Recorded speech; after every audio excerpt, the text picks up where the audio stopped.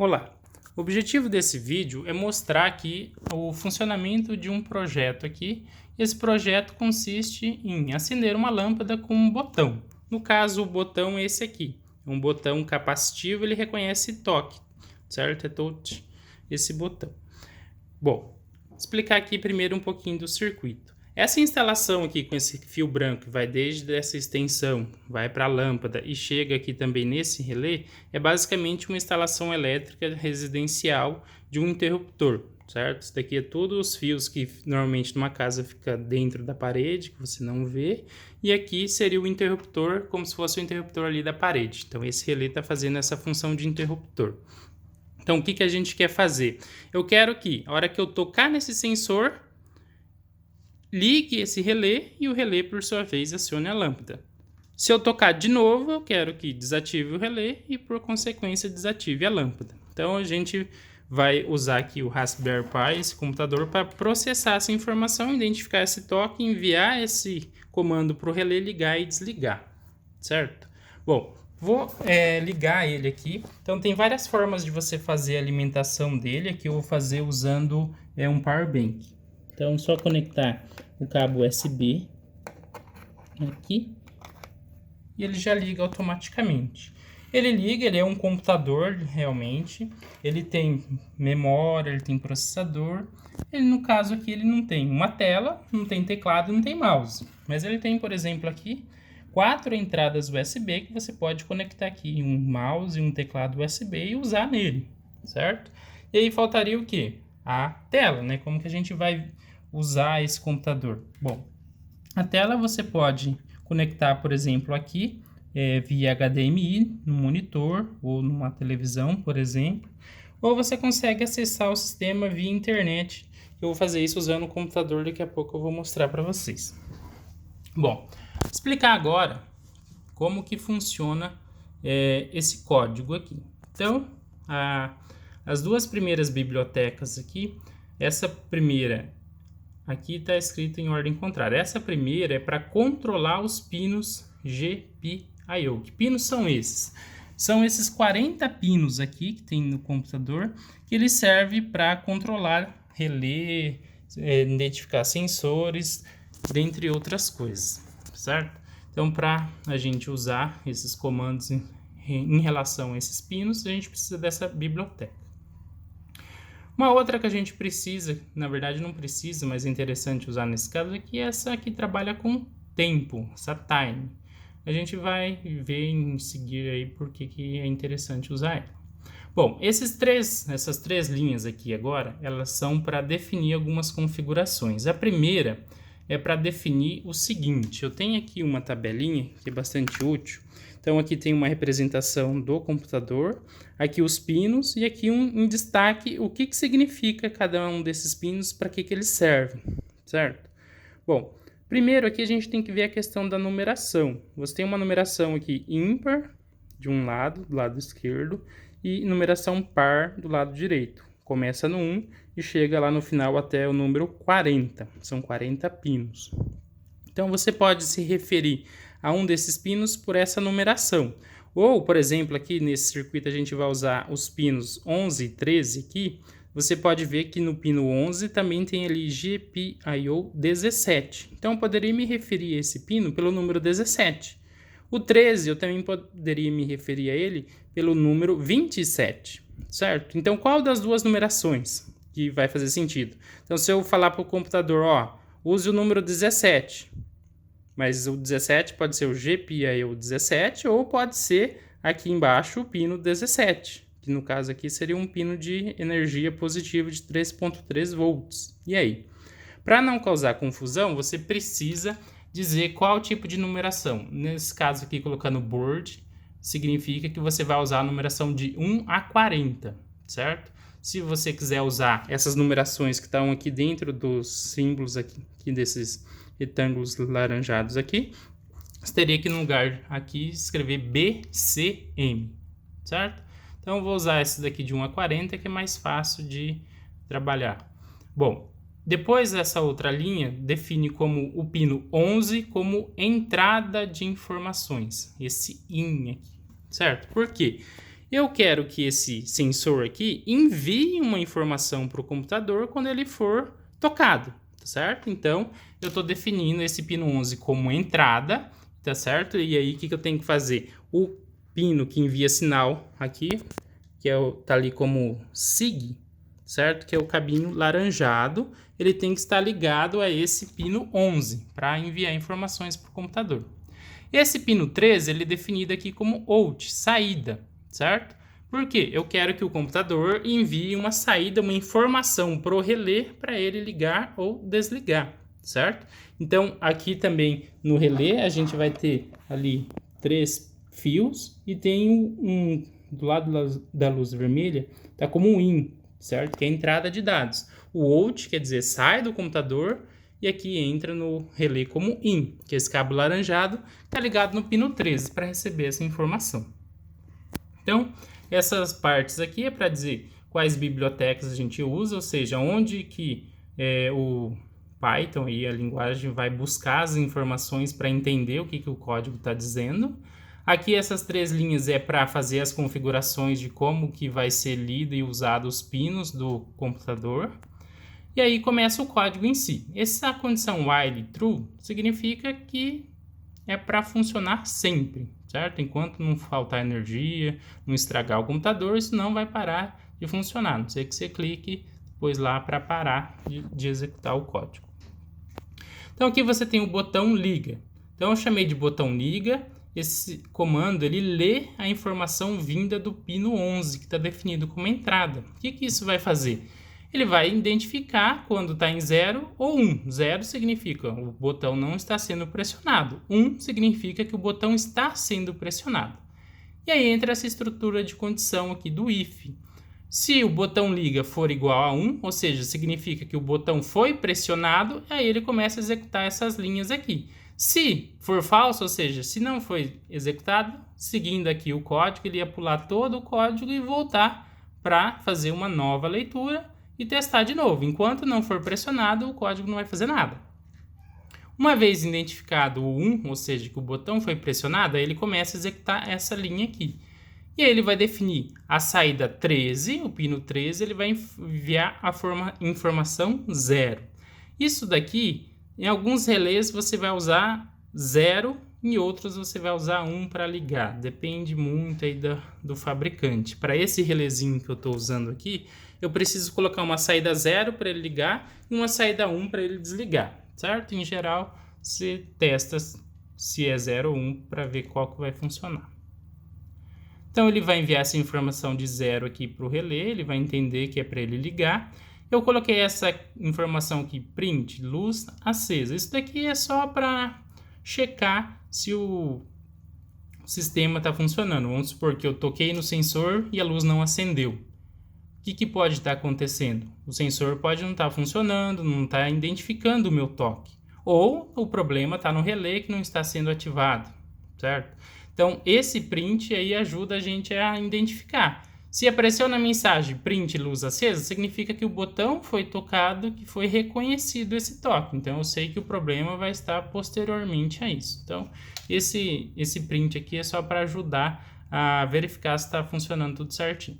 Esse time.sleep, então, é lá da biblioteca time. Esse sleep é para, digamos assim, dormir. Ou seja, ele vai pausar o código. No caso ali, aquele 1 representa 1 segundo, ou seja, vai ficar 1 segundo sem continuar a executar o código. Isso é interessante porque se eu vim aqui e tocar o sensor e dar um toque um pouquinho mais demorado, o computador ele vai fazendo essa leitura muito rápido, ele pode identificar que eu toquei várias vezes, por exemplo, dependendo do código.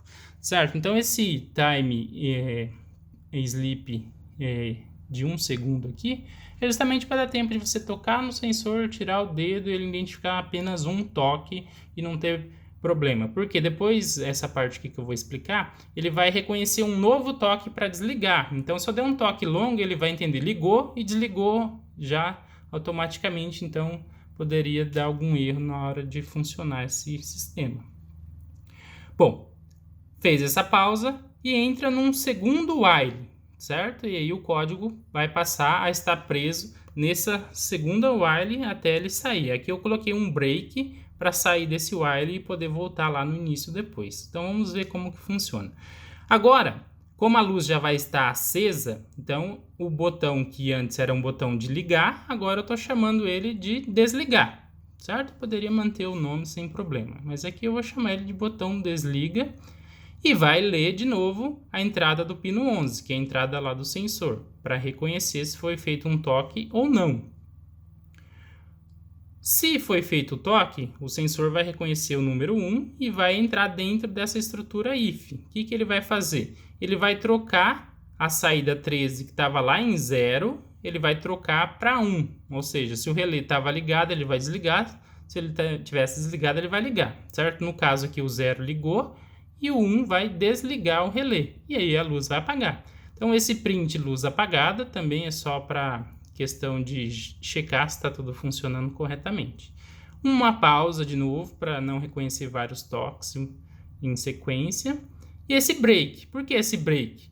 Porque a hora que eu desliguei a lâmpada, eu quero voltar lá para o estágio inicial de botão liga para testar se vai ligar ou não. Se eu não coloco esse break aqui para sair desse while, ele vai ficar só nesse trecho aqui e o máximo que ele vai fazer é enviar 1 para o relé, ou seja, nunca mais vai ligar o sistema, certo? Então esse break sai desse while. Se eu quisesse sair do segundo while, eu teria que colocar mais um break aqui embaixo, mas eu não quero sair desse daqui, que é ele que mantém o sistema funcionando. Então é basicamente isso, a estrutura do código. Então eu vou mostrar aqui agora como que dá para acessar o Raspberry. Bom, eu tenho esse programa aqui, né, ele é um VNC, é um sisteminha que a gente consegue visualizar o que está acontecendo lá no computador. Então, tem várias formas, eu poderia acessar ele aqui via IP, ou aqui eu criei uma conta que está configurada lá no Raspberry, configurada aqui, que isso me permite acessar ele via internet e eu não preciso estar na mesma rede. Então, eu poderia estar em outro lugar, em outra cidade, em outro país, controlando via internet o funcionamento do computador, desde que ele esteja ligado e conectado à internet. Bom, aqui vocês estão vendo essa tela, esse é o sistema operacional do Raspberry. Ele envia esse aviso aqui, que é só por segurança, que tem uma senha e um nome de usuário, que ele não foi trocado, e algo padrão, que qualquer pessoa poderia invadir o meu computador, então só por isso que ele está avisando. Então aqui eu vou mostrar o menu. Esse símbolo que ele coloca aqui é digamos, uma framboesa, né? Que Raspberry é framboesa em inglês. Quem não conhece é uma frutinha aí, uma framboesa. Então aqui ele tem um menu, ele tem vários programas, principalmente para programação. Então ele tem ali Java, matemática, Scratch, Sonic Pi, que é um programa para você criar uma música usando programação, que é bem interessante. E ele tem aqui esse Tony Pi IDE, Python, né? Esse daqui é para escrever códigos em Python e é ele que a gente usa para executar os nossos programas. Tem bastante coisa, tem alguns joguinhos aqui. Tem um navegador aqui para internet, dá para usar a internet nele e tudo mais. Bom, eu já tinha aqui um arquivo aberto, eu vou fechar, criar um novo arquivo. Eu vou usar exatamente esse código que eu estava mostrando aqui, exatamente ele, eu copiar ele para a gente ver que ele funciona de fato para controlar a nossa lâmpada. Então, copiar.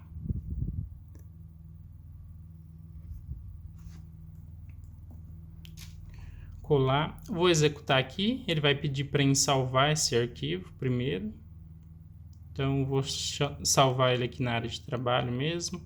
Eu já tinha feito isso, vou sobrescrever esse arquivo teste.py, substituir.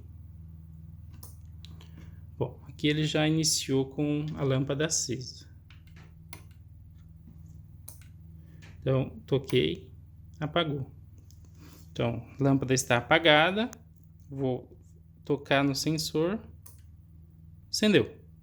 Se você tocar no sensor novamente, ele apaga, certo? Se você ver ali, tem a mensagem também, agora a luz está acesa, Toquei no sensor, aparece lá a luz apagada e de fato a lâmpada está apagada. Clicando novamente, ele acende e aparece luz acesa. Bom, vocês podem pensar, olha, parece difícil esse monte de código aqui. Não é muito não, mas o interessante é que para esse mesmo circuito a gente poderia fazer muita coisa legal. Olha só, eu tenho aqui, por exemplo, esse sensor de som. Ele, apesar dele ter 4 pinos ali, a gente usa só 3 entradas para funcionar. Então eu poderia pegar esses 3 fios, conectar nesse sensor aqui e ele detecta agora som. Ou seja, eu poderia ligar e desligar a lâmpada, acender e apagar ela usando o som. Eu poderia configurar, aqui ele tem um botãozinho aqui, um parafuso, para configurar a sensibilidade. Eu poderia configurar ele de forma que ao estalar os dedos ele acende a lâmpada. Ao estalar os dedos ele apaga a lâmpada. Olha só que interessante. Dá para fazer também aqui, esse daqui é um sensor de chamas, por exemplo. Então, se ele detectar alguma chama, algum fogo, ele pode acender a lâmpada. Ou se você preferir, em vez de acender a lâmpada, ele ativa um sistema de irrigação de água aí para apagar um incêndio ou um alarme, alguma coisa assim. Você tem aqui, por exemplo, esse outro sensor que é de movimento, muito usado em prédios aí para a hora que você passa a noite acender a lâmpada. E ele também tem 3 fios, ele poderia ser substituído, trocar esse sensor por esse e passaria a funcionar com o mesmo código, certo? A gente poderia também, no lugar de acender uma lâmpada, como eu disse, colocar qualquer outra coisa para ligar aqui. Então, esse mesmo código já permite a gente fazer muita coisa interessante. Vou tentar trocar aqui o sensor. Vou pausar aqui o vídeo, vou trocar esse sensor por esse e a gente faz um teste. Bom, voltei aqui. Simplesmente retirei esse sensor e coloquei esse, certo? Eu não mostrei eu fazendo isso, que eu estou gravando com o celular e aí eu precisaria das 2 mãos para conseguir fazer isso. Esse sensor está regulado para, ao estalar os dedos, ele controlar a lâmpada. Olha só. Estrala os dedos, ele apaga a lâmpada. Estrala os dedos, ele acende a lâmpada.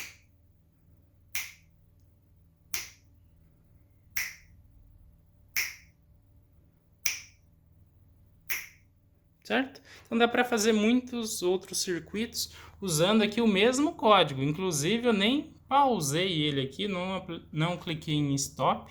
Está em execução aqui o mesmo código, não mudei nada, só troquei o sensor. Como eu disse, poderia ter trocado por esse, que daí é um sensor de movimento. Esse daqui que é um sensor de chamas, ó. A sensibilidade está tão alta aqui que qualquer batidinha que eu fizer, ele já reconhece, certo? Que aí tem que ser feito aqui o ajuste de sensibilidade. Vou tentar trocar agora esse sensor aqui por esse aqui para a gente fazer um teste. Bom, voltando, troquei agora, coloquei esse sensor de chamas, só que para ele funcionar, a gente tem que fazer um ajuste aqui no código. Ele tem que colocar aqui 0 aqui e colocar 0 aqui, certo? Isso talvez possa ter relação com a tensão, talvez alimentar ele com 3.3 volts ou 5 volts possa fazer diferença. Enfim, o importante aqui é que trocando o código aqui apenas para 0 em vez de 1, ele já vai funcionar perfeitamente aqui. Então vou colocar ele um pouquinho mais aqui, afastado. Vou usar aqui um isqueiro e vamos tentar aí fazer um teste.